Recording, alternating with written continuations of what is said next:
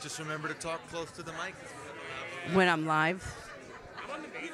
Let's go. Yeah, exactly. It's very bright in here. I work for YouTube, so my team commercializes our sports inventory. Hi. Just remember to talk close to the mic because we have a loud room outside. It's already on. Don't worry about nothing. I just want to make sure I'm not doing a little hot mess.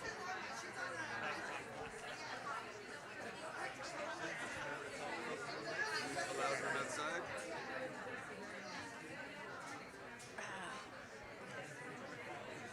I like to do this. It always. No, I wasn't there, but I can't explain it.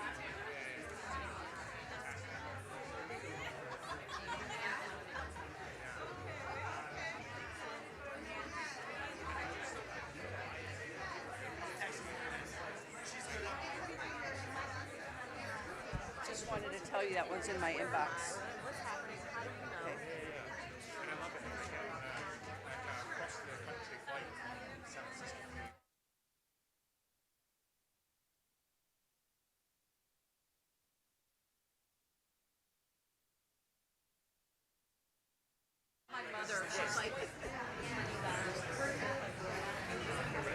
Good afternoon, everyone. Thank you for coming. I'm Amy Golden. I'm with VuePlanner, a YouTube advertising and official Google partner and champions of women in sports. And we're excited to have this important conversation with industry leaders from across the industry. Why don't we go ahead and introduce yourselves? Go down the line. Hi, everybody. I'm Julie Haddon. I am the Chief Marketing and Commercial Officer for the NWSL, which is the National Women's Soccer League. Let's go. Hi guys, my name is Quinny Jenkins and I am the Director of Sponsorships for Delta Airlines. And I know all of you flew Delta here, right? That's what I like to hear. Thank you. We're really proud about last night. Thank you.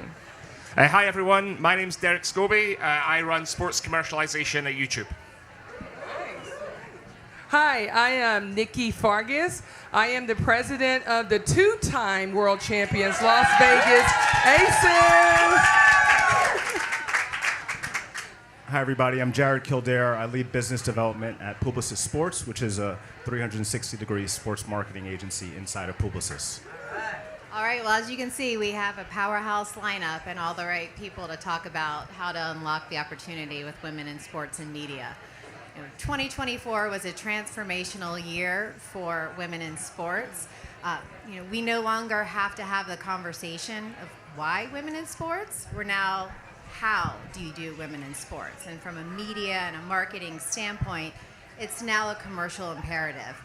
So we really want to dig into the how and talk about continuing to advance and amplify all the growth that we've seen from NIL to record viewership and unprecedented fan engagement. So this is the group that's going to show us how to do it. So Nikki, let's start with you. So despite all this growth and momentum we've seen, as we were talking about, women's sports media coverage is still 15% share, right? Which is not where it needs to be, and that's up from 5%. So what tangible steps and initiatives, have moved the needle forward, and what's going to continue to move the needle forward? Well, it first starts with brand alignment. I think for us as the Las Vegas Aces, we've been able to partner with brands that believe in what we're trying to do here.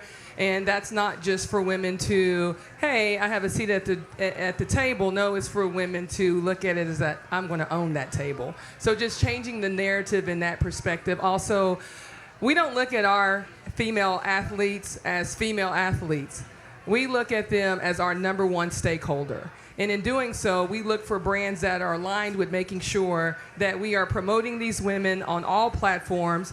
And then just for example, I think Ally has been a great partner and a great steward for women's sports, not just the Las Vegas Aces as our partner, because they see the importance of investing and making sure that there is the coverage and that women should be at the forefront. The metrics and everything that we have seen at the collegiate level, which is the pipeline of where we can get the Caitlin Clarks and the Cameron Brinks and the Angel Reeses, they're coming already with this fan engagement, this fan awareness of how great they are, and that is segmenting into our league in a positive way. You see that our fan attendance is out the roof. Right now, the Las Vegas Aces has sold out the second consecutive year, so I just want to make that plug to our season ticket members. We've got a couple of them here, so thank you guys for coming out. And then our Latino family here as well. But I think it has a lot to do with the partners that we have said, look, this is what we represent. This is who we stand for. And these women are the best in the world. When you are able to win 8 consecutive gold medals in the sport of women's basketball, you are the best in the world. So they deserve nothing but the best, and that's the standard that we've set forth. Well, congratulations on all your success. It's very inspiring. Julie, we'd love to hear about in National Women's Soccer League what you're seeing and how women's storytelling and the athletes really owning it is changing the industry and the landscape, and how brands are intersecting with the league.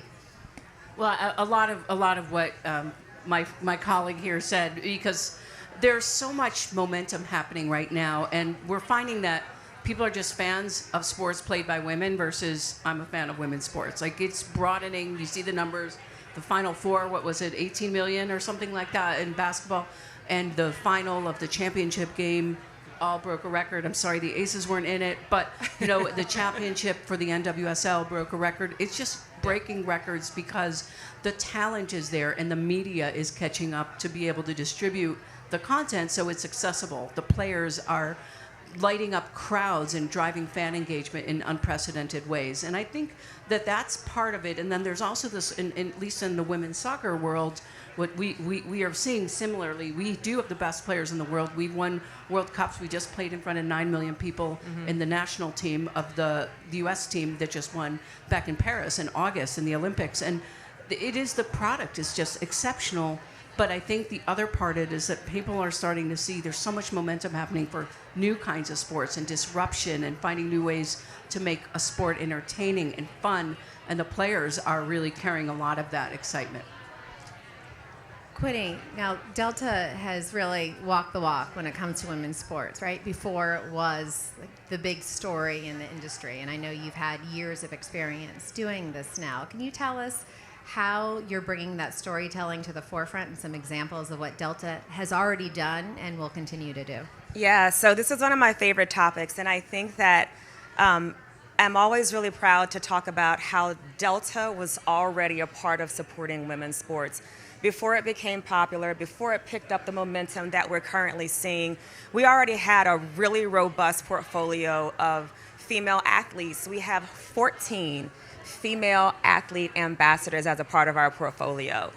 We're the official airline of NWSL, and this shouldn't just happen, right? We've been the official airline, and we understand that it's important for us to use the tools and the assets that we have to begin to tell these stories and to elevate the journeys of these women. So I think one unique example that I can share is what we did with NWSL with 10 years in climbing. So we partnered in 2023, I believe, to celebrate the 10-year anniversary of NWSL, and we created a content series that lives on our YouTube channel that just kind of chronicled and followed 3 NWSL teams, and some of their players, and told the stories of their journeys and their triumphs and their highs and their lows. So I know most of you know that we're now the official airline of the WNBA. We flew the Vegas Aces for their championship game. So we're really leaning into storytelling, right? We have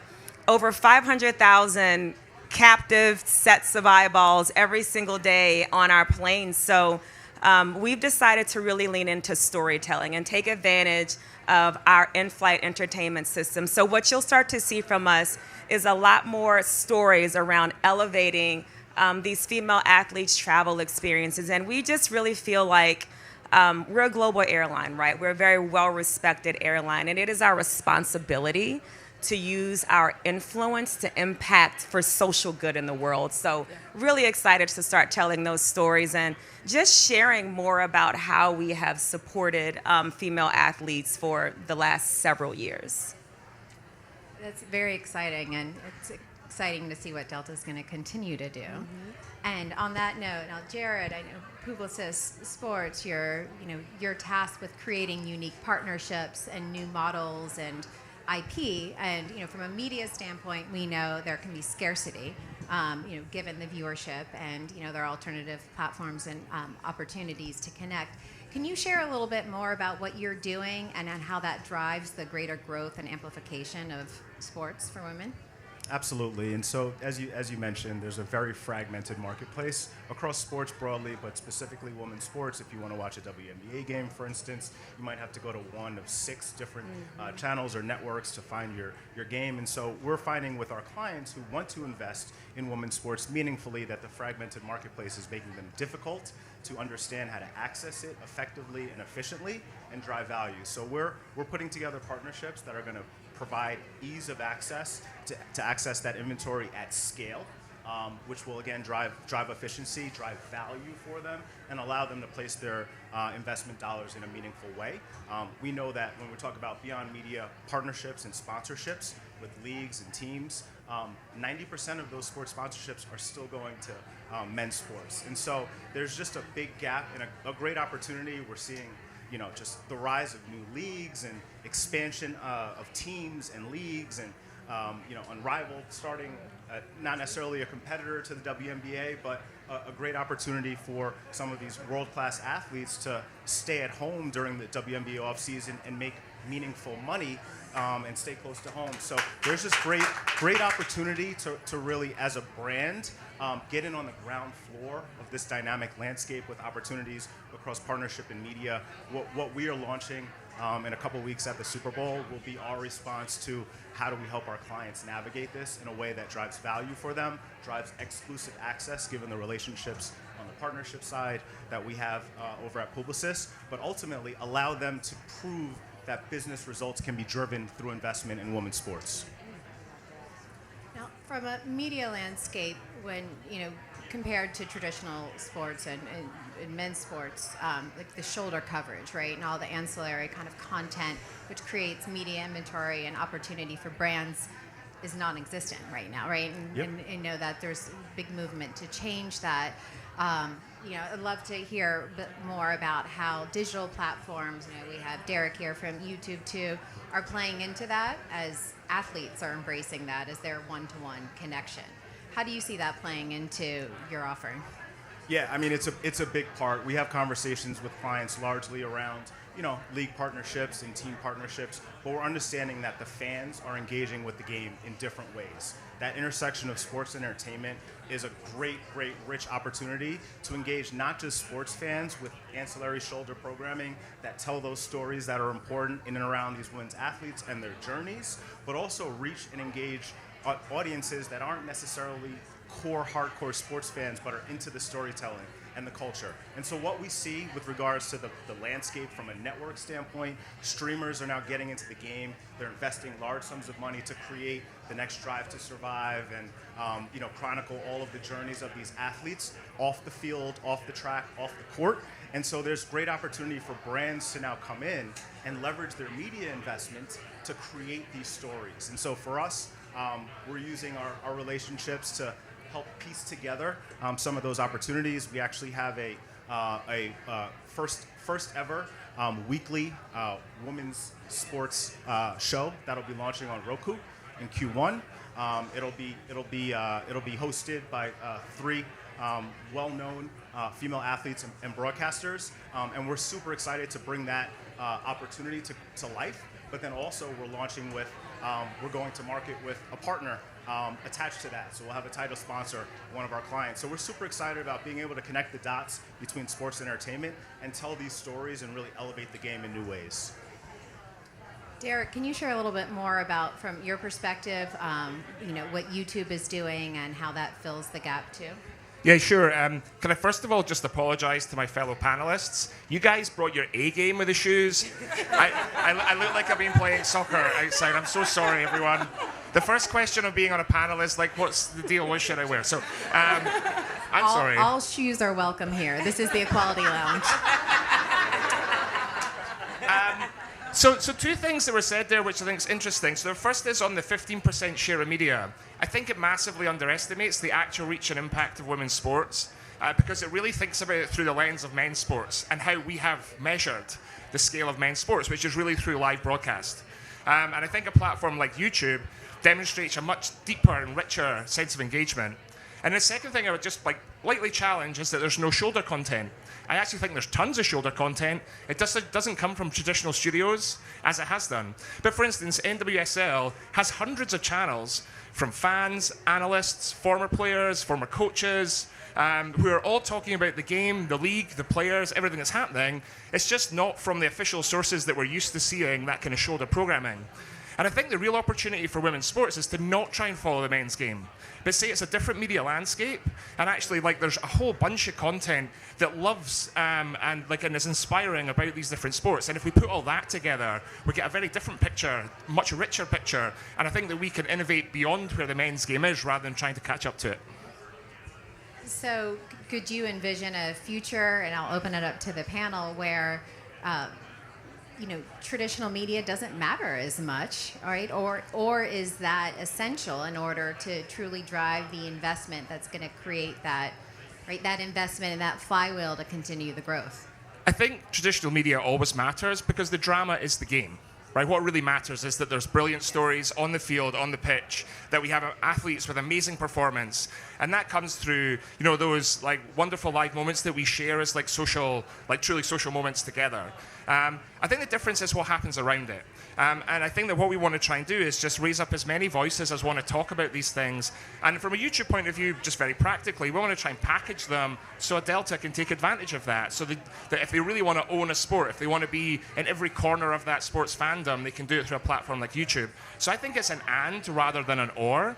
But what we should do, I think, is really focus on who are the brightest voices within this sport. They might not come from the most traditional focus areas, and how do we kind of give them more breadth? And that's one of the things that we do with our YouTube content program. We help support these emergent channels for emergent sports and give them some airtime, give them some oxygen so that they can reach the audience that will want to hear from them about what's happened at the weekend or what's going to happen next weekend.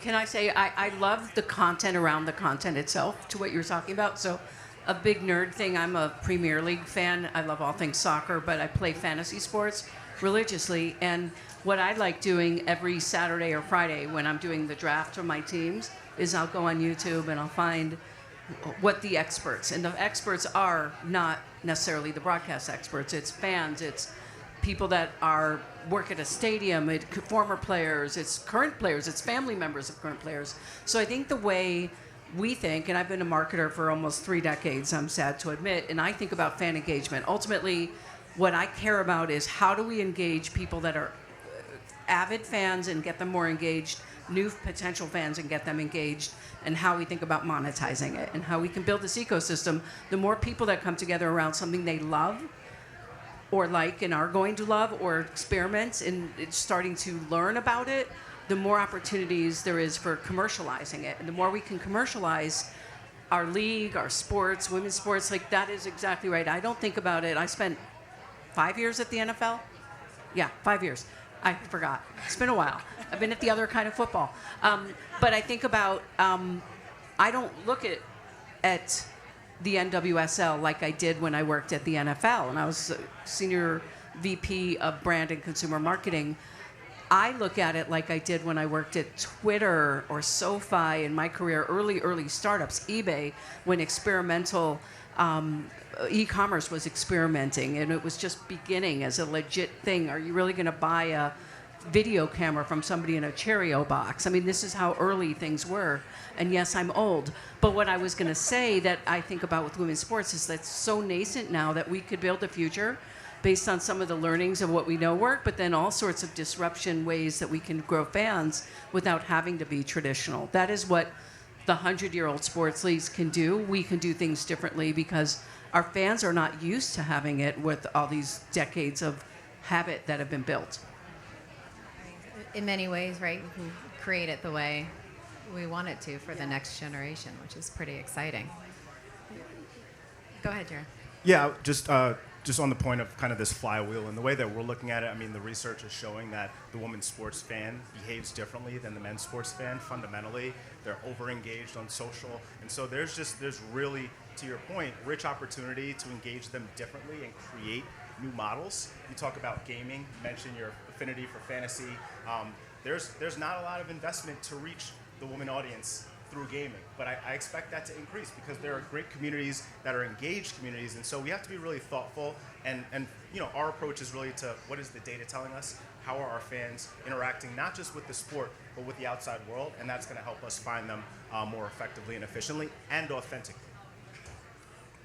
Nikki, I'd love to hear more from you about how you're seeing players, particularly in the WNBA, talking about embrace fashion and their own, being their own ambassadors and talking about Drip Day, because these players truly are empowered and they've created their own brands. So I'd love to hear more about that.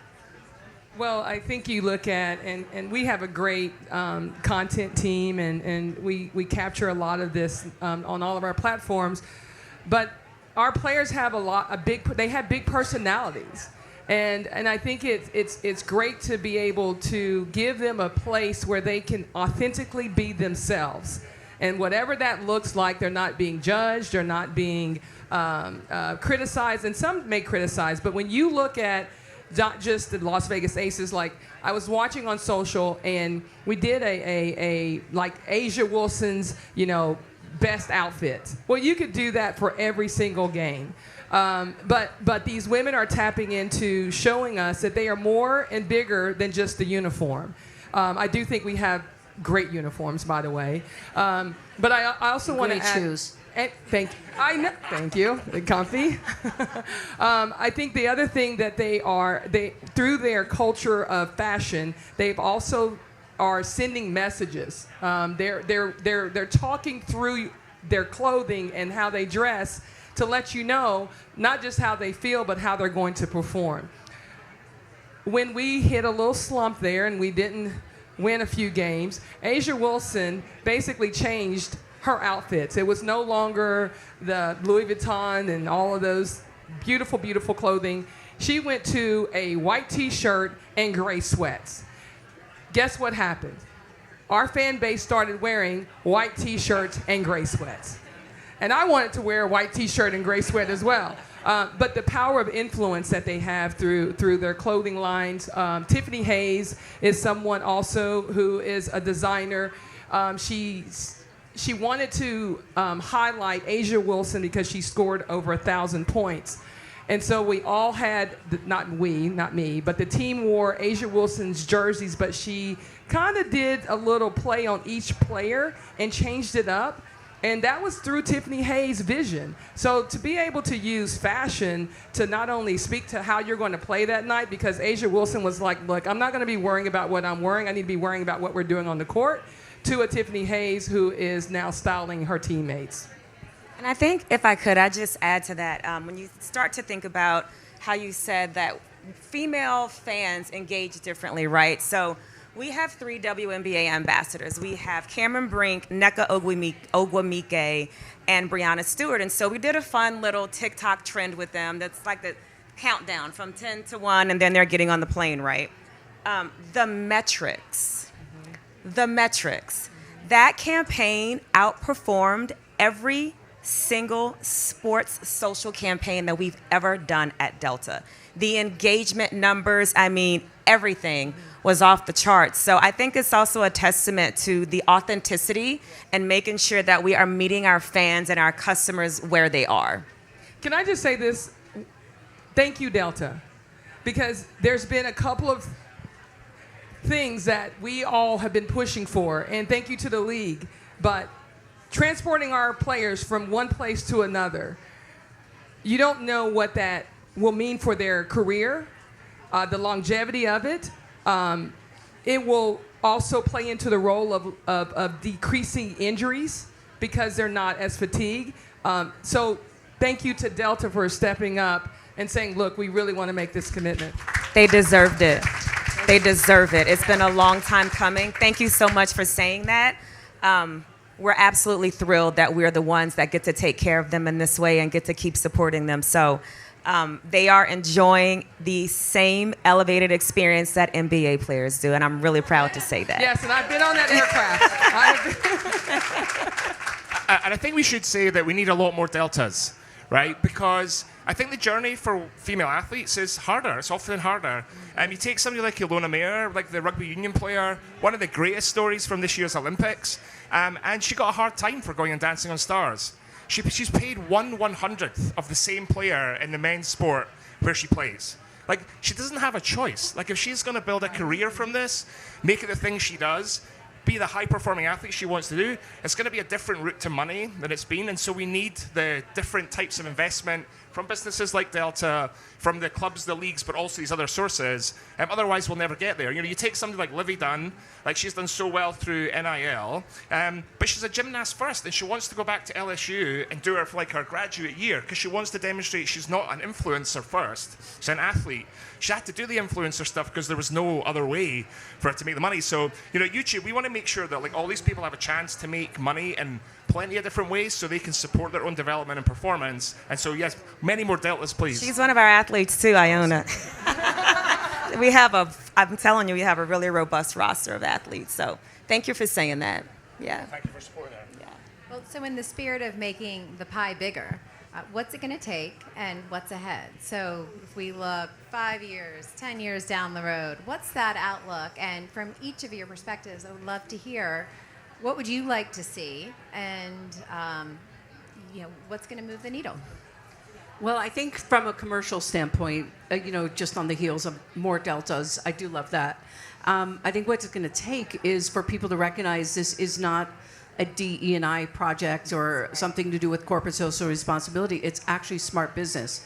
Right now, you can buy the last NWSL, thank you, the last NWSL team, which was announced, or what was it? Okay, sorry, Matt, 110? I'm not sure I'm allowed to say it. All right, let's just use the one that was announced. There was an official announcement, a $250 million that the Angel City team got bought for by Bob Iger and Willow Bay. And that team, 2 years ago, 3 years ago, teams were buying $2-3 million. So when you think about what is the amount of money that is behind this, a growth of, who thought San Diego was 17 million, that was $2 or $3 million. Again, this delta, if you will, the other kind, going up, this multiples is big business. So sponsors that get in now are able to come and say that you can buy in for, what partner X brought in 3 years from now.